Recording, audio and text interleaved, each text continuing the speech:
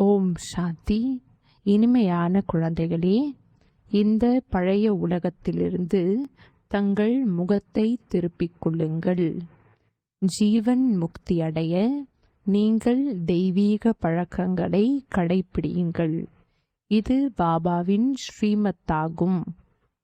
கேள்வி: எந்த பழக்க வழக்கங்களை பாபாவை தவிர வேறு யாரும் கற்றுத்தர முடியாது? பதில்: தூய்மையாக மாற வேண்டும், மேலும் மாற்ற வேண்டும். இது எல்லாவற்றையும் விட மிகப்பெரிய தெய்வீக பழக்க வழக்கமாகும். நீங்கள் இல்லறத்தில் இருந்தாலும் தூய்மையாக இருங்கள். இந்த பாடத்தை ஒரு பாபாதான் கற்றுக் கொடுக்கின்றார், வேறு யாரும் கொடுக்க முடியாது. குழந்தைகளாகிய உங்களுடையது எல்லையற்ற சந்நியாசமாகும். நீங்கள் இந்த பழைய உலகத்தையே புத்தியினால் மறக்கிறீர்கள். தூய்மையை கடைபிடிப்பதால் மற்ற அனைத்து பழக்கங்களும் தானாகவே வருகின்றது என்பதை நீங்கள் அறிகிறீர்கள். பாடல்: இன்று இருளில் இருக்கிறோம் மனிதர்கள் நாம். ஓம் சாந்தி. குழந்தைகள், பாடலின் ஒரு வரியை கேட்டீர்கள். ஒரு புறம் பக்தி மார்க்கத்தை சார்ந்த உலகம் இருக்கின்றது, மற்றொரு புறம் ஞான மார்க்கத்தை சார்ந்த குழந்தைகள் இருக்கிறீர்கள். அவர்கள் பக்தியின் படியில் ஏறிக்கொண்டே இருக்கிறார்கள்.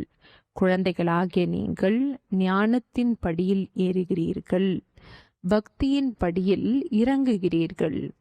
அரை கல்பமாக பக்தியின் படியில் ஏற வேண்டியிருக்கின்றது என்பதை குழந்தைகள் அறிகிறார்கள். பக்தி கூட முதலில் தூய்மையானதாக இருக்கின்றது, பிறகு அசுத்தமாக ஆகிவிடுகின்றது. முற்றிலும் கண்மூடித்தனமான மூட நம்பிக்கையில் வந்துவிடுகிறார்கள். எதையும் புரிந்து கொள்ளவில்லை. நாங்கள் இருளில் இருக்கின்றோம், சத்குரு இல்லை என்றால் காரிருள் என பாடுகிறார்கள். இங்கே நிறைய குருக்கள் இருக்கிறார்கள். இப்பொழுது உண்மையான குரு யார்? சாது, சந்நியாசிகள், மகாத்மாக்கள், பக்தர்கள் போன்ற அனைவரும் சாதனை செய்கிறார்கள். மேலும் நினைக்கிறார்கள், சாஸ்திரம், வேதம், உபநிடதம் போன்றவைகளை படிக்கிறார்கள். இருப்பினும் பகவான் வரும் பொழுதுதான் நமக்கு சத்கதி கிடைக்கும் என்றும் கூறுகிறார்கள். சத்கதி அளிக்கும் வள்ளலுக்கு தான் பதீத பாவனர் என கூறப்படுகின்றது. குழந்தைகளாகிய நீங்கள் கார் இருளில் இருக்கிறீர்கள். இப்பொழுது நீங்கள் ஞான வெளிச்சத்தில் வந்துள்ளீர்கள். பதீத பாவனர் பாபாவை அறிந்துள்ளீர்கள், மேலும் அவரை நினைக்கிறீர்கள். எவ்வளவு எந்த குழந்தை நினைக்கின்றதோ, ஞானத்தை கடைபிடிக்கின்றதோ, அவ்வளவு அவர்களுடைய அறியாமை இருள் அழிகின்றது. இப்பொழுது வெளிச்சத்திற்கு அழைத்து செல்லக்கூடியவர் ஒரே ஒரு தந்தையாவார். ஞானமையை சத்குரு அளித்தார். ஏதோ கண்மை கிடையாது. இது ஞானத்தின் விஷயமாகும். ஞானத்தின் கூடவே யோகமும் இருக்கின்றது.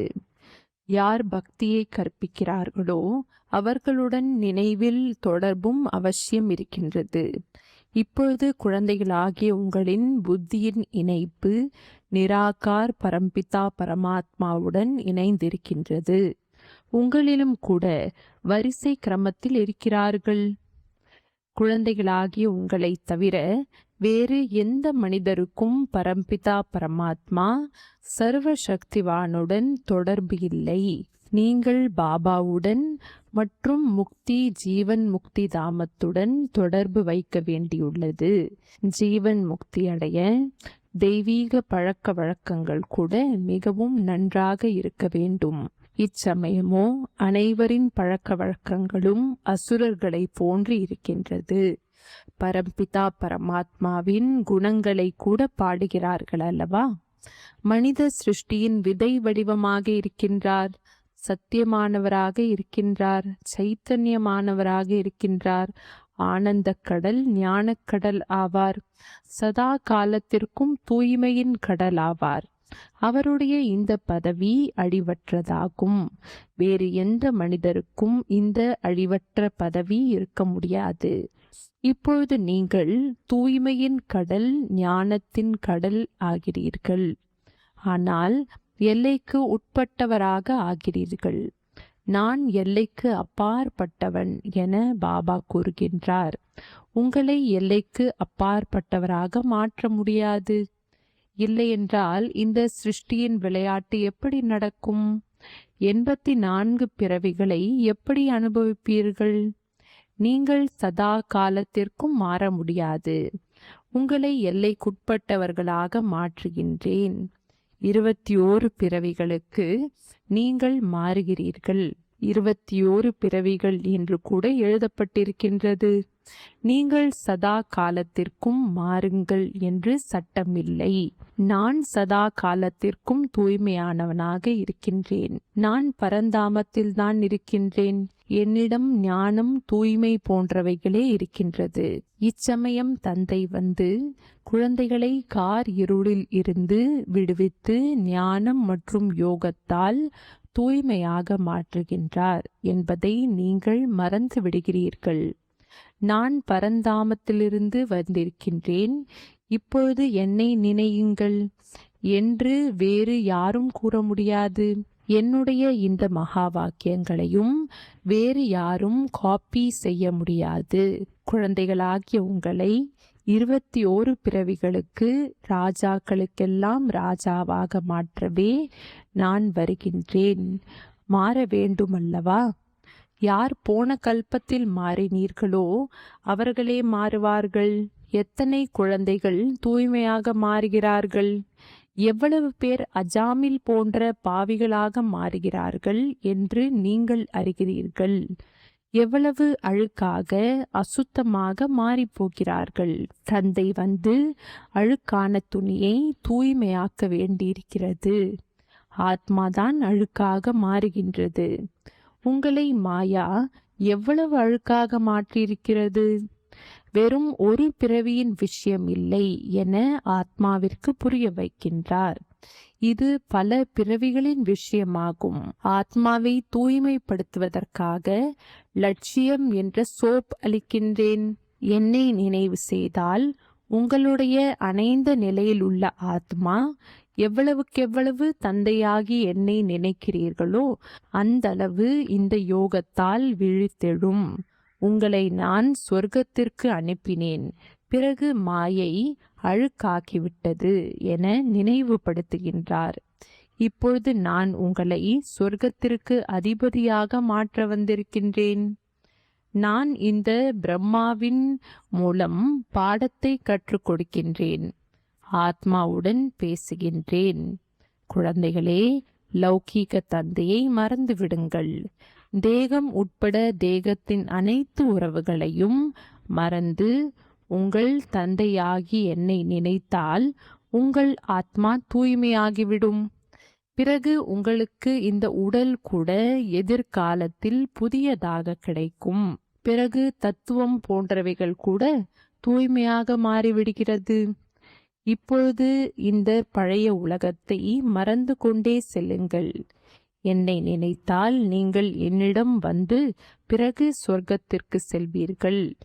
இது பழைய உலகமாகும். ஏதாவது புதிய பொருட்களை உருவாக்குகின்றார்கள் என்றால் அதற்கு புதிய பெயர்களை வைக்கிறார்கள். புது டெல்லி, பழைய டெல்லி என்று கூறுகிறார்கள் அல்லவா? ஆனால் உலகமோ பழையதல்லவா? இப்பொழுது குழந்தைகளாகிய நீங்கள் இந்த பழைய உலகத்திலிருந்து முற்றிலும் புத்தியை விலக்க வேண்டும். ஆத்மாக்களாகிய நமது வீடு ஸ்வீட் ஹோம் அல்லது நிர்வாண தாமம் ஆகும்.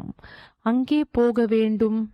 தன்னை ஆத்மா என நிச்சயப்படுத்திக் கொள்ள வேண்டும். என்னை நினைத்தால் கடைசி நினைவிற்கு ஏற்ப நிலையை அடையலாம் என்று பாபா கூறுகின்றார். மனிதர்கள் பலரை நினைக்கிறார்கள். சிலர் குருவை நினைக்கிறார்கள், சிலர் கிருஷ்ணரை நினைக்கிறார்கள். கிருஷ்ணர் எங்கு சென்று விட்டார்? இதை யாரும் அறியவில்லை.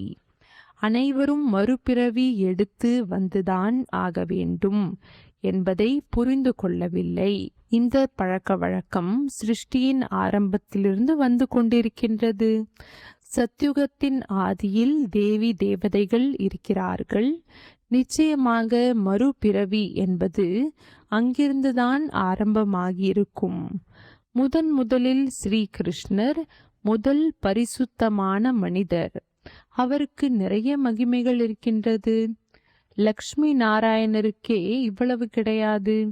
ஏனென்றால் குழந்தைகள் பரிசுத்தமாக சத்தோ பிரதானமாக இருக்கிறார்கள். அதனால் குழந்தைகளின் மகிமை பாடப்படுகின்றது. ஸ்ரீ கிருஷ்ணருக்கு நிறைய மகிமைகள் இருக்கின்றது. ஆனால் கிருஷ்ணபுரி எங்கே இருக்கின்றது என்பதை அறியவில்லை. சத்யுகத்தை வைகுண்டம் என்றும் கூட கூறுகிறார்கள். பிறகு கிருஷ்ணரை ஏன் துவாபர யுகத்தில் காண்பித்தனர் என தெரியவில்லை.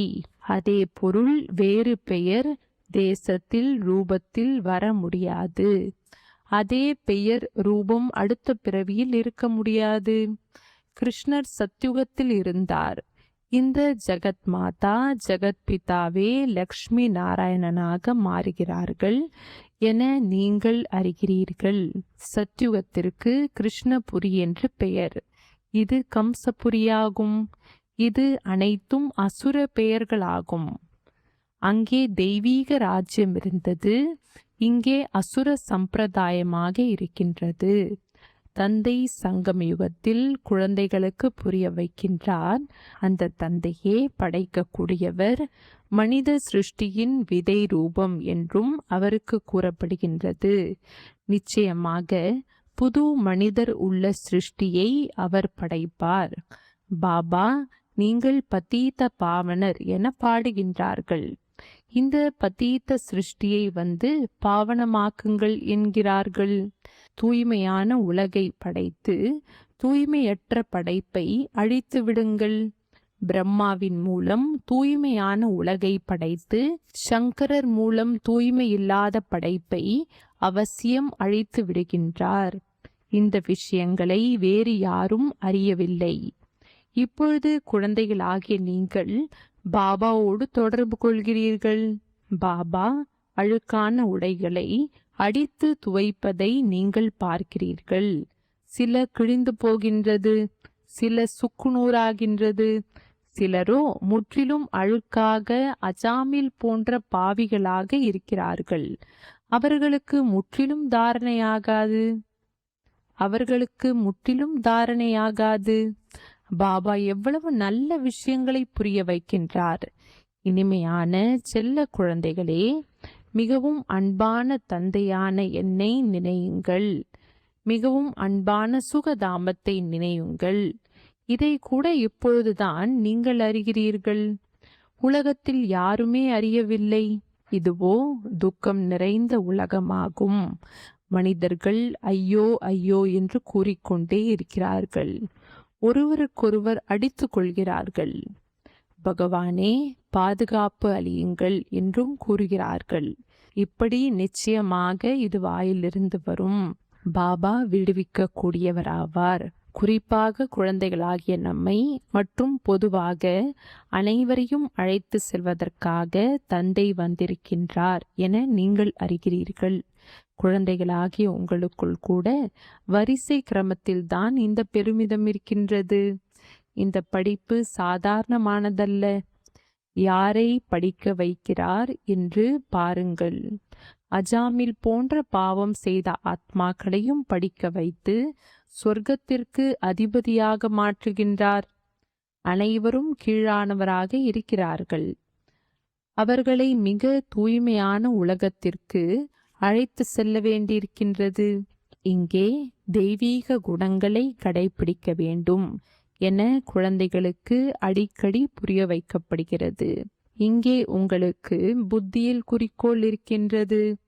இந்த தூய்மையின் பழக்க வழக்கங்களை வேறு யாரும் கற்றுத்தர முடியாது. சந்நியாசிகளோ வீடு வாசலை துறக்க வைக்கிறார்கள். இங்கே நீங்கள் வீடு வாசலை விட வேண்டாம் என்று பாபா கூறுகின்றார். நீங்கள் இந்த பழைய உலகத்தை விட வேண்டும். அது எல்லைக்குட்பட்ட சந்நியாசம். இது எல்லைக்கு அப்பாற்பட்ட சந்நியாசம். அந்த சந்நியாசிகளுக்கும் கூட எவ்வளவு மரியாதை கிடைக்கின்றது. சாதுக்களின் அமைப்பு அரசாங்கத்திற்கு கூட ஆலோசனை வழங்குகின்றது. இன்னும் போக போக இந்த சந்நியாசிகள் போன்றோர்கள் கூட தாய்மார்களாகிய உங்களின் கால்களில் விழுவார்கள். தாய்மார்கள் இல்லாமல் அவர்கள் முன்னேற முடியாது. ஏனென்றால் நீங்கள் ஞானத்தை கொடுக்கிறீர்கள். மற்றபடி கால்களில் விழக்கூடிய விஷயம் கிடையாது. ஆம், யாராவது நமஸ்தே ராம் ராம் என கூறினார்கள் என்றால் பதில் அளிக்க வேண்டும். குழந்தைகளே, நமஸ்காரம் என்று பாபா கூறுகின்றார். நான் குழந்தைகளாகிய உங்களை என்னை விட உயர்ந்தவர்களாக மாற்றுகின்றேன். உங்களை பிரம்மாண்டம் மற்றும் சிருஷ்டி இரண்டிற்கும் அதிபதியாக்குகின்றேன். பிறகு நான் வானப்பிரஸ்த நிலைக்கு செல்கின்றேன். ஆனால் நீங்கள் ஸ்ரீமத் படி நடக்க வேண்டும். இந்த பழைய உலகத்தில் இருந்து முகத்தை திருப்பிக் கொள்ள வேண்டும். ராவணன் மற்றும் சீதையின் பொம்மை கூட இருக்கிறதல்லவா? சீதையின் பக்கம் ராவணன் வந்ததும் சீதை முகத்தை திருப்பி ராமரை பார்க்கும்படி இருக்கின்றது. நரகத்தை எட்டி உதைப்பது போன்றும் சொர்க்கத்தை கையில் வைத்திருப்பதை போன்றும் கிருஷ்ணரின் படம் இருக்கின்றது. பாபா மிகவும் நன்றாக புரிய வைக்கின்றார். ஆனால் விரல் விட்டு எண்ணி பார்க்கும் அளவிற்கு சில வியாபாரிகள் இந்த வியாபாரத்தை செய்கிறார்கள். பாபாவிற்கு தன்னுடைய பழைய உடல், மனதை, செல்வத்தை கொடுத்துவிட்டு புதியதாக பெறுங்கள். இது மிகவும் முதல் தரமான இன்சூரன்ஸ் ஆகும். நீங்கள் உங்கள் ஆத்மாவை தூய்மையாக மாற்றினால் உடலும் கூட தூய்மையாக கிடைக்கும் என்று பாபா கூறுகின்றார். நீங்கள் சொர்க்கத்திற்கே ராஜா ஆவீர்கள்.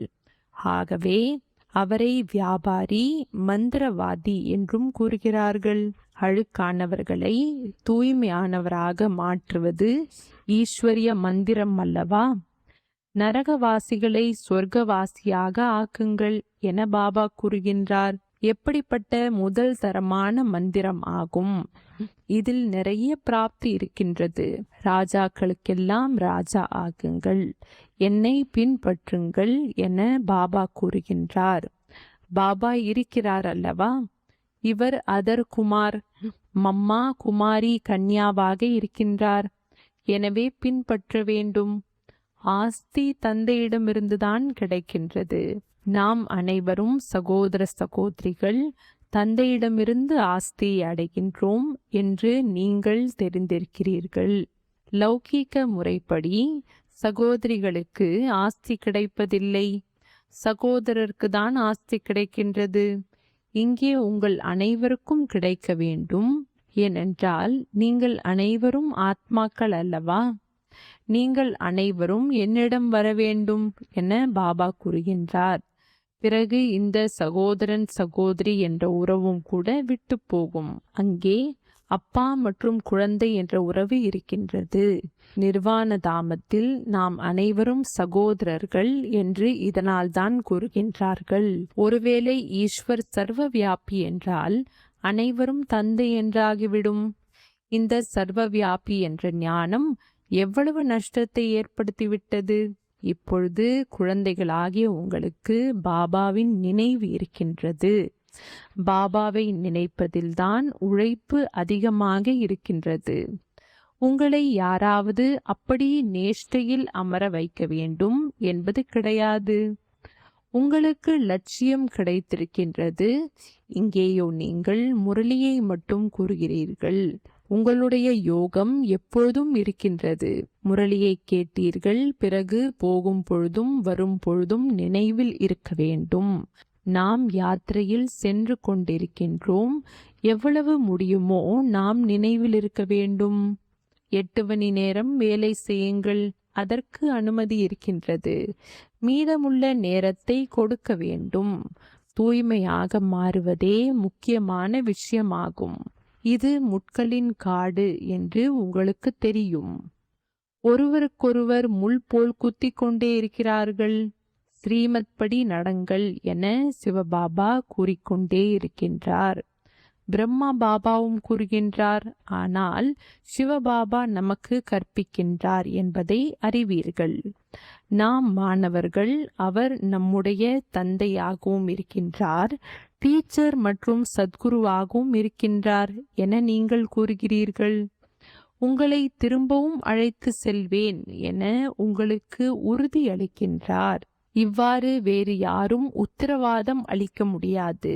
இறை தந்தைதான் சுகத்தை அளிக்கக்கூடிய தர்மத்தை உருவாக்குகின்றார் என்பதை இந்த தந்தைதான் கூறுகின்றார். அந்த தந்தையை யாரும் அறியவில்லை. ஒருவேளை பாபாவை தெரிந்திருந்தால் பாபாவின் சொத்தையும் அறிந்திருப்பார்கள். நல்லது. இனிமையிலும் இனிமையான காணாமல் போய் கண்டெடுக்கப்பட்ட செல்லமான குழந்தைகளுக்கு தாயும் தந்தையுமாகிய பாப்தாதாவின் அன்பு நினைவுகள் மற்றும் காலை வணக்கம். ஆன்மீக குழந்தைகளுக்கு ஆன்மீக தந்தையின் நமஸ்காரம். ஆன்மீக தந்தைக்கு ஆன்மீக குழந்தைகளின் நமஸ்காரம். தாரணைக்கான முக்கிய சாரம். முதல் பாயிண்ட், குறிக்கோளை எப்பொழுதும் நினைவில் வைத்து தெய்வீக குணங்களை கடைபிடிக்க வேண்டும். சத்தோ பிரதானமான உலகத்திற்கு செல்வதற்காக தூய்மையின் பழக்க வழக்கத்தை தனதாக்கி கொள்ள வேண்டும். புத்தியினால் எல்லையற்ற சந்நியாசம் செய்ய வேண்டும். மிகவும் அன்பான தந்தை மற்றும் தங்களுடைய சுகதாமத்தை நினைவு செய்ய வேண்டும். இந்த துக்க உலகத்திலிருந்து புத்தியின் தொடர்பை துண்டிக்க வேண்டும். பிரதானம், அனைவருடைய குணத்தை பார்த்து திருப்தி செய்வதற்கான ஆர்வத்தின் மூலமாக எப்பொழுதும் ஒரே சீரான உற்சாகத்தில் இருக்கும் குணமூர்த்தி ஆகுக. சதா ஒரே சீரான ஊக்கம் உற்சாகத்தில் இருப்பதற்கு தொடர்பில் வரும் அனைவரையும் திருப்தி செய்வதற்கான மிகுந்த ஆர்வம் வேண்டும். பார்ப்பவரிடமெல்லாம் எப்பொழுதும் குணத்தையே பார்க்க வேண்டும். அனைவரிடமிருந்தும் குணம் எனும் சக்தி கிடைப்பதால் உற்சாகம் சதா நிலை பெறும். பிறருடைய விதவிதமான சொரூபங்களையும் விதவிதமான விஷயங்களையும் பார்க்கும் பொழுதும் கேட்கும் பொழுதும் உற்சாகம் குறைகின்றது. ஆனால் குணத்தை பார்ப்பதில் ஆர்வம் இருந்தாலே ஒரே சீரான உற்சாகம் இருக்கும். பிறரிடம் குணம் பார்ப்பதால் தானும் குணமூர்த்தி ஆகிவிடலாம். ஸ்லோகன்: மாபெரும் வைராகிய உணர்வெனும் அஸ்திவாரம் உறுதியாக இருந்தால் ஒரு நொடியில் அசரீரி ஆவது சுலபமாகும். அவ்யக்த சமிக்கை: சதா முகமலர்ச்சியுடன் இருக்க தனது இயல்பான குணத்தை சரளமாக்கிக் கொள்ளுங்கள். பொறுமையுள்ளவராக ஆகுங்கள். தனது இந்த முகத்தை எப்பொழுதும் மலர்ச்சியுடன் வைத்து கொள்ள வேண்டும். இதுவே சங்கம் யுகத்தின் மிகப்பெரிய பரிசாகும். முகத்தில் ஒரு பொழுதும் குழப்பத்தின் சாயல் கூடாது. முழு நிலவு பௌர்ணமி போன்று தனது முகம் சதா மலர்ந்திருக்கட்டும். பிறகு தனது முகத்தை உங்கள் முகத்தில் பார்க்கும் வகையில் உங்கள் முகம் பளிச்சென்று தென்பட வேண்டும். இதற்காக தனது இயல்பான குணத்தை சரளமாக வையுங்கள். பொறுமைசாலியாகுங்கள். ஓம் சாந்தி.